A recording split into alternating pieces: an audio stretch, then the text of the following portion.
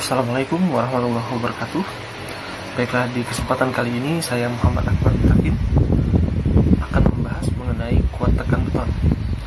Nah, jadi mengenai kuat tekan beton, jadi ini yang kita bahas adalah pengujian untuk kuat tekan beton, pengujian beton. Nah, jadi karakteristik beton itu adalah beton itu tahan terhadap gaya tekan, ditahan, namun tidak tahan ditarik. Nah, nanti inilah kenapa muncul reinforced concrete atau beton bertulang. Jadi kenapa beton itu dikasih tulangan? Adalah karena tulangan itu akan membantu beton untuk menahan beban tarik atau gaya tarik.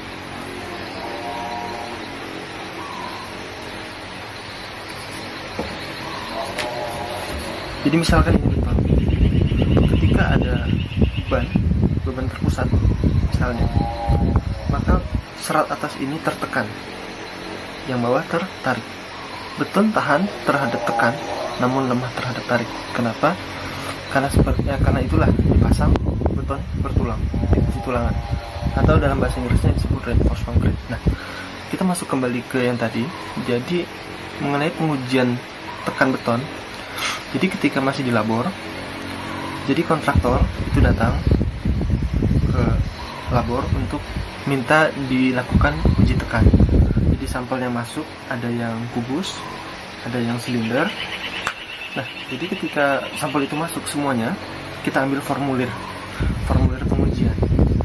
Di formulir itu ada nomor, ada benda ujinya, kubus atau silinder, terus ada beratnya. Jadi tiap sampel itu kita timbang dulu berapa kilogram.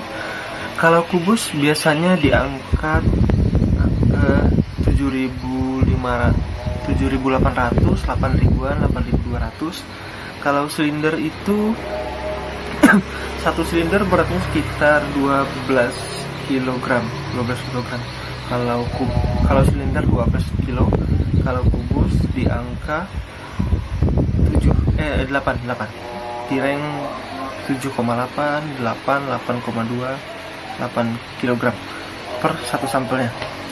Nah, setelah itu nanti juga kita buat keterangan, ini kubusnya ini sampel apa? Apakah untuk fondasi, balok kolom, atau yang lainnya.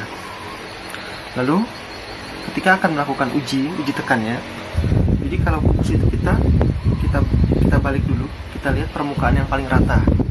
Kenapa harus permukaan yang paling rata? Karena ketika ditekan, jika ada bagian yang duluan hancur, nanti kuat tekannya tidak maksimal. Jadi hasilnya itu tidak menunjukkan nilai yang sebenarnya. Bisa saja sampel kubus itu masuk di K yang ditentukan, misalkan K250. Oh, ini K250. Tapi karena permukaannya tadi tidak rata, maka jadinya hasil kuat tekannya tidak maksimal.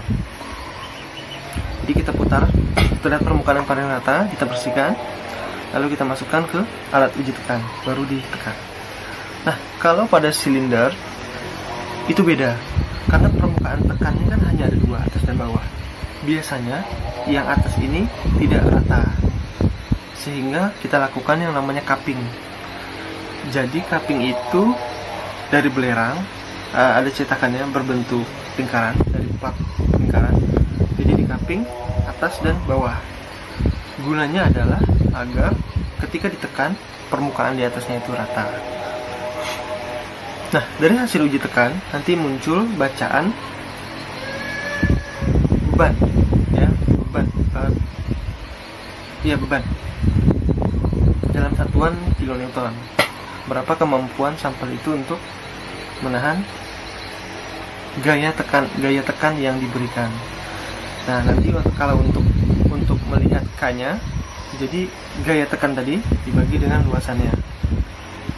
P atau tekanan itu sama dengan F force per area. Gayanya dalam kilonewton. Kalau pakai K, kita ubah ke kilogram per sentimeter persegi.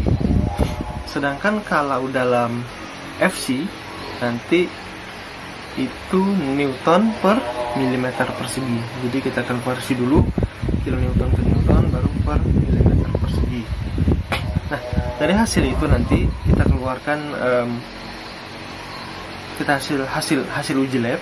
Jadi di situ nanti beton ini nomor 1 sampelnya kubus misalkan, beratnya 7.900 kg, hasil uji tekannya sekian.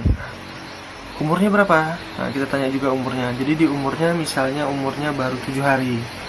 Terus umur 7 hari kuat tekannya sekian, kita prediksi ke umur 28 hari.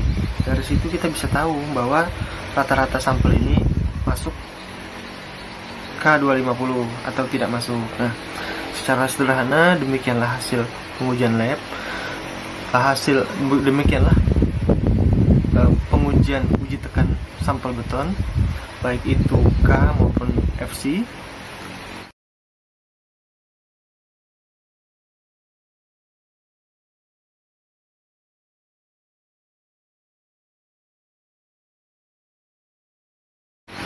Jadi kemudian bicara tentang alat uji tekan itu biasanya dilakukan kalibrasi per tahun. Kenapa? Karena namanya alat itu bisa saja terjadi kesalahan dalam pengukurannya. Jadi alat uji tekan itu ada yang masih dial, ada juga yang sudah digital, teman-teman. Nah, jadi yang penting mau dial ataupun digital, yang penting dikalibrasi sehingga hasilnya itu benar-benar akurat. Oke, demikian dari Bang Akbar. Assalamualaikum warahmatullahi wabarakatuh.